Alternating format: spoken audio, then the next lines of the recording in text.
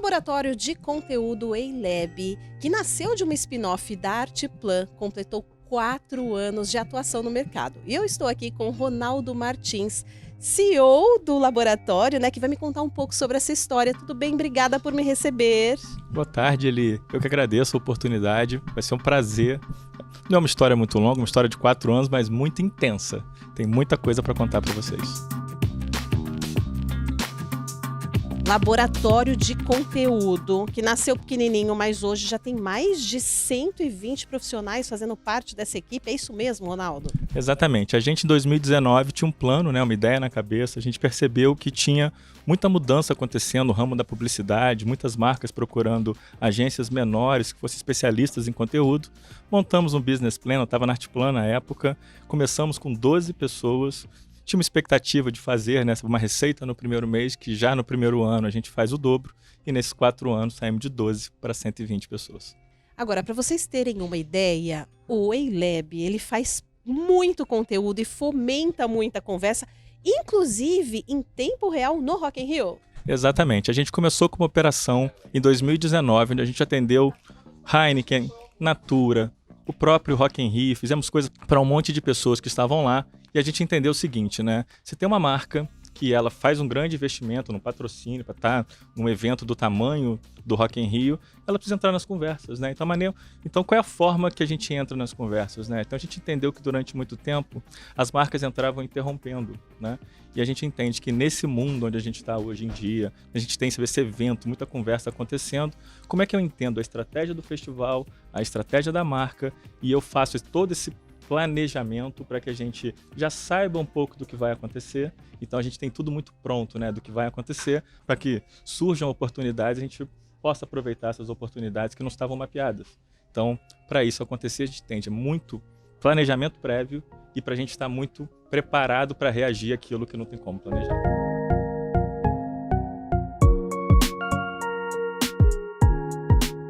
Exatamente, Porque de repente um artista comenta alguma coisa e a marca já está sempre atenta para entrar na conversa sem ser uma interrupção. Porque propaganda tem isso, Ela é entretenimento, ela agrega conteúdo, mais do que nunca precisa ter esse envolvimento com as pessoas. Exatamente, a gente tem até o case de Natura, Então as pessoas falam, caramba, vocês tinham 400 pessoas em 2022, O que todo mundo faz? O que vocês estão acompanhando? Eram para 8 marcas, Fizemos para Coca-Cola, para Volkswagen, para TIM.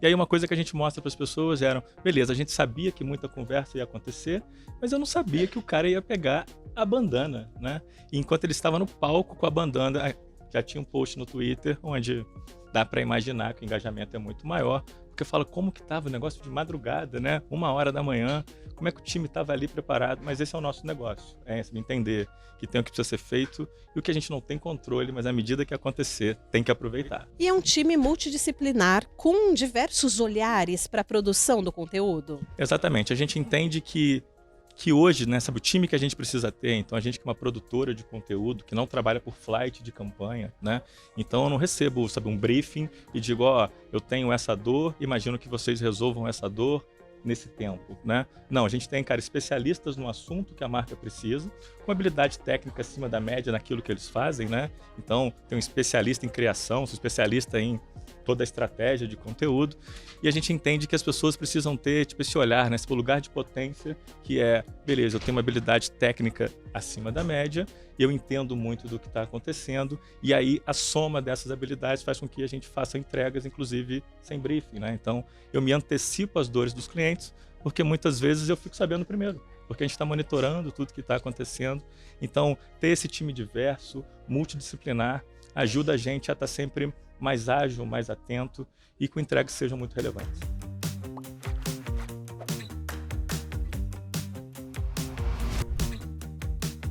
Agora, não é só o Rock in Rio que vocês fazem esse trabalho incrível e muito antenado com os acontecimentos, Ao longo dessa história, que ainda é jovem, vocês acumularam vários cases. Queria que você me contasse um pouco mais sobre isso. Eu conto sim. Então vou...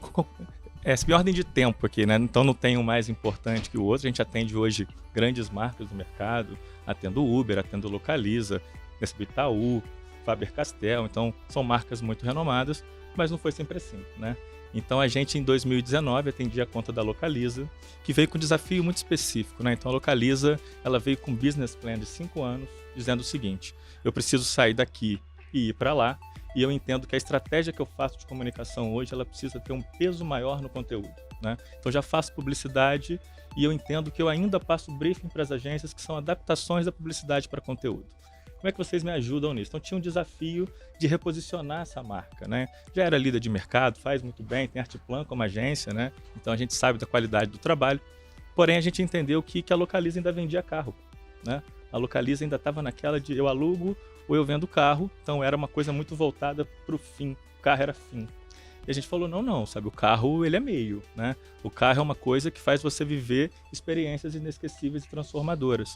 Então a gente reposiciona a Localiza nesse lugar, revê a estratégia de canal, a gente revê as editorias, a gente vai a fundo nos públicos, né? São 7 buyer personas que eles nem conheciam naquele momento, que compram de maneiras diferentes, que têm interesses diferentes, mas que convivem no mesmo lugar, né? Eles estão nas mesmas redes, a rede da Localiza no Instagram é uma só.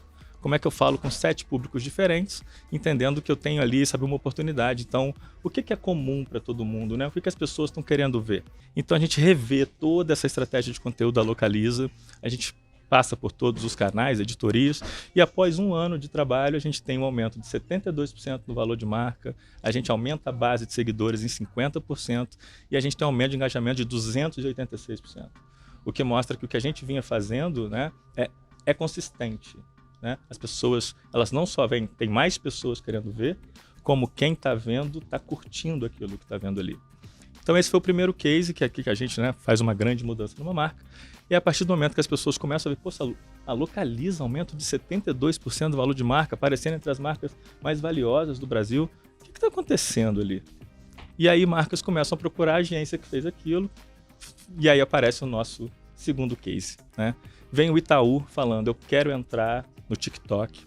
A gente estava na pandemia, né? Todo mundo preso em casa, muitas notícias de, o TikTok é a rede que mais as pessoas estão, que tem mais tempo de vídeo assistido, né? E o Itaú falava, cara, eu quero muito estar lá, mas eu tenho medo. Eu tenho medo de entrar, eu sou um banco, né? Eu não sei se eu tenho assunto, se as pessoas vão se interessar por mim. E a gente fala, não, cara, é muito tranquilo, né? Não é uma coisa que é comum, não tem tanto banco lá, mas se a gente entender, né, que o Itaú ele está entrando lá através de creators para que as pessoas possam ter educação financeira, que é um tema muito recorrente, os jovens já falavam muito de dinheiro de uma forma muito diferente do que os nossos pais, então eles estavam ali, e como é o Itaú falou, eu não vou entrar pequeno, eu quero entrar fazendo barulho, eu quero me posicionar logo como uma marca que entendeu como esse negócio funciona, e a gente faz o lançamento com o Pedro Sampaio, né? E a gente cria aquela onda, né? Então a gente começa com uma dancinha que na época era a melhor forma de entrar, não é mais assim hoje em dia, né? Então o TikTok não é uma rede de dança, mas naquele momento ele ainda era muito bem aceito dessa forma. A gente faz o lançamento e agora, quase 2 anos depois, é o maior banco da plataforma, mais de 14 milhões de curtidas, né? Então é uma marca reconhecida como alguém que faz bem. E através desse lançamento do Itaú no TikTok, depois eu fiz o lançamento de IT, fiz o lançamento de Credit Card, ou seja, o lançamento do TikTok abriu um monte de portas para a gente em relação a essa rede específica, e a gente começou a ser visto como alguém que tem a capacidade de pensar a estratégia e fazer até a execução. Isso trouxe para a gente uma nova oportunidade, que é como explorar os creators, né? Então a gente tem hoje um produto chamado Creators Hub, que ele vai um pouco contra a lógica das agências que agenciam creators, né? Então a gente começou a ouvir essas dores dos nossos anunciantes, que era, tá bom, né? Eu preciso ter um squad de creators que muda quase que semanalmente, porque mudam-se as tendências, então os assuntos eles mudam, como que as pessoas fazem para, né? Quem é a pessoa mais indicada para falar do tema que eu preciso naquela semana, né? Porque semana que vem pode ser outro. E aí a gente começa a entender que as agências não indicam quem são esses rising stars, quem são as pessoas que estão começando, por 2 motivos. Um é, eles não são tão caros e as agências são remuneradas por honorários, né? Então elas acabam ganhando menos. E depois dá um trabalho danado, né? Porque essas pessoas não têm empresas, essas pessoas não é tão organizado, né? Então você está ganhando menos, tendo mais trabalho, por que você vai indicar essa pessoa? Então você acaba indo naqueles mais conhecidos, E aí você começa a ver marcas usando as mesmas pessoas repetidamente, o que para a marca não é bom para nenhuma delas, né? Então a gente entendeu que se a gente tivesse um time dedicado a cuidar de creators, que a marca paga pelo time, né? Então tem 2, 3 pessoas que diariamente sugerem quem são as melhores pessoas para falar dos temas associados à estratégia que a gente criou, o resultado é surpreendente.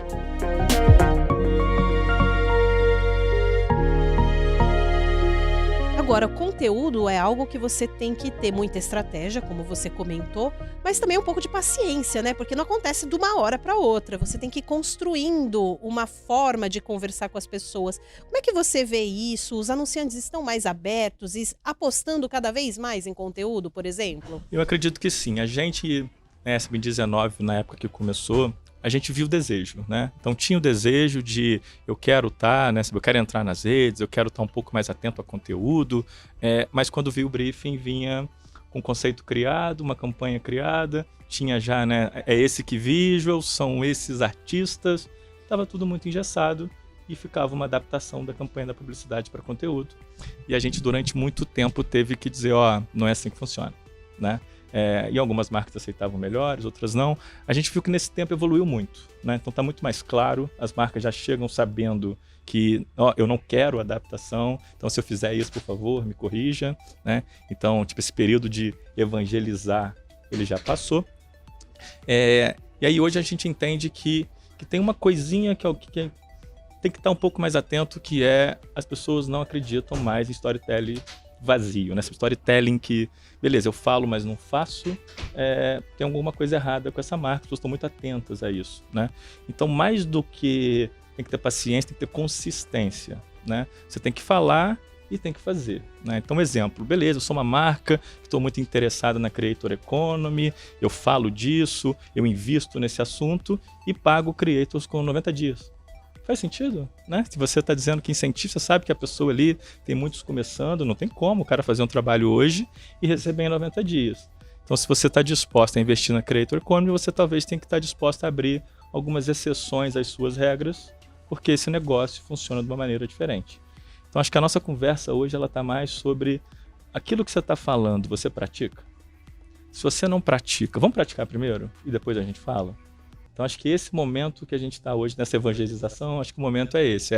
O momento da verdade. Um momento da verdade, né? Eu quero fazer uma campanha sobre diversidade. O seu ambiente é diverso? Ou à medida que isso ganhar repercussão, a gente está gerando uma possibilidade de crise? Porque você vai dizer, vai fazer, né? Então, essa campanha provavelmente vai ficar muito bem feita, mas o seu time te reconhece dessa forma? A sua empresa é reconhecida dessa forma? Se não, vamos fazer um negócio maior, onde a gente começa com a diversidade de dentro para fora, e aí depois a gente fala disso. Então, acho que tem esse perigo, né? O risco do, beleza, tem algumas tendências que eu preciso surfar, mas elas têm que ser de verdade.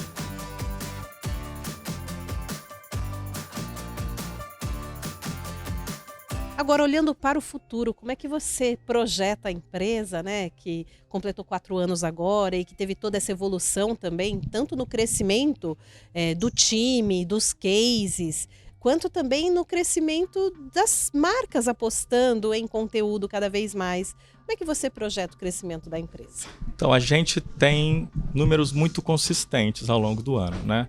Os anos todos. A gente, nesses 4 anos que já passaram, todos os anos a gente cresce em torno de 60% de 2019 até aqui, e para 2023 não espero nada diferente. Tivemos um primeiro trimestre um pouco mais duro, né? Acho que o mercado todo teve, né? Então, obviamente, o momento político, né, macroeconômico, ele era um pouco instável. Acho que esse momento já passou, a gente começa a ver, né, os reportes das empresas com números muito bons. Acho que o momento da incerteza ele começa a diminuir. Então, a gente acredita que esse ano será um ano ainda muito bom. Em relação ao Lab, a gente tem uma crença, né, de que, beleza, o Lab como ele é hoje, a forma que a gente opera, para ele ficar maior é fazer melhor para mais marcas, né? Não tem muito segredo no que a gente faz, porém não dá para falar que encontrei a melhor maneira em 4 anos de operação. Então a gente tem uma coisa que a gente chama de faíscas de futuro. A gente tem apostas em coisas que nesse momento não são negócios estruturados, mas que são assuntos que impactam no que pode acontecer na nossa vida. Exemplo, né? Muita gente falando de Web3, né? Então, Web3, a gente sabe que por trás da Web3 tem comunidade. Comunidade é uma coisa que eu faço gestão nesse momento atual. Nesse momento atual, as comunidades estão em torno das plataformas, né? Então, tem a comunidade nas marcas, nas redes. Mas o que a gente faz no final do dia é contar a história, né? Então, a história vem desde a fogueira, né? As pessoas contam histórias em volta da fogueira. Então, se tem a possibilidade de ter uma coisa nova que cria comunidade, eu preciso estar lá, né? Então, a gente está com um novo negócio voltado para a Web3, cripto. Obviamente, passa por coisas que a gente domina, né? Não vou fazer uma coisa que eu não domino. Então, está em torno do entretenimento, o Rock in Rio está envolvido, tem a ver com música, né? Então, é como é que a gente cria um negócio. Qual o objetivo desse negócio? É ganhar dinheiro com isso no dia primeiro? Não. É aprender como funciona a criação de comunidade nesse negócio novo. Se isso fizer sentido, a gente incorpora ao Lab como ele é hoje, né? Então, um outro exemplo, né? Cara, muita gente falando de saúde mental, plataforma de streaming. Então, a gente foi convidado para fazer um lançamento de uma plataforma de streaming voltada para a saúde mental. E a gente falou, eu não quero ser agência desse negócio, né? Muito legal, né? Tem uma história por trás muito poderosa, a ponto de, ao invés de ser agência, eu quero ser sócio. Como é que eu troco meu trabalho por equity, né? E abrimos essa conversa, a gente lança agora em 8 dias, em primeira mão para você aqui, a plataforma chamada Aquarius, né? Onde a gente está ali para entender como é que funciona o relacionamento das plataformas de streaming com os produtores de conteúdo. No final do dia, eu sou produtor de conteúdo. Como é que eu saio desse lugar e vou para o outro lado da mesa para eu aprender o que as pessoas estão buscando, o que elas olham, como elas medem, né? Então, ao invés de ficar estudando sobre, a gente põe a mão na massa e vai fazer, né? Então a gente entende que é muito promissor esse negócio, tem muita coisa envolvida, né? É muito amplo quando fala conteúdo cabe muita coisa. Então a gente tenta ter alguns recortes, né? O Lab, como é hoje, gestão de conteúdo para grandes marcas, porém coisas novas que vão aparecendo, a gente vai tentando, obviamente aprende, lê muito e depois entra para saber como é que funciona. É um ano promissor, então, né? Muitas novidades. Inclusive, tem uma novidade no grupo, um festival novo que tá para chegar. E vocês estarão presentes também, fazendo conteúdo? A gente está sempre presente, né? Se tem conteúdo, a gente está. Um negócio desse tamanho não dá para ficar de fora. Então, faremos mais uma vez a nossa operação Real Time no The Town. A gente vai fazer a cobertura para o próprio The Town. Fechamos para Volkswagen também, para Heineken. 5 minutos antes de entrar nessa reunião, fechamos para Itaú. Olha só, parabéns. Muito obrigado. Então a gente vai estar lá. No ano passado fizemos isso para o Rock in Rio. Era uma operação em torno de 400 pessoas para 8 marcas, né? Então a gente é bem especialista nesse assunto. A gente ouve muito, né? Já começa a ouvir, mas eu tenho a produtora que faz a cobertura. É a mesma coisa? Então acho que não é a mesma coisa, né? Então a gente está acostumado com o festival, com a velocidade das coisas. A gente sabe o que funciona melhor, o que não funciona, né?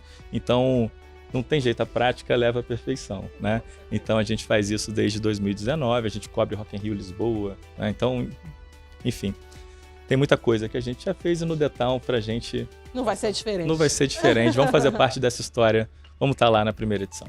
Muito bom, obrigada pela entrevista, parabéns por todos os trabalhos e sucesso sempre para vocês. Muito obrigado, eu que agradeço pela oportunidade.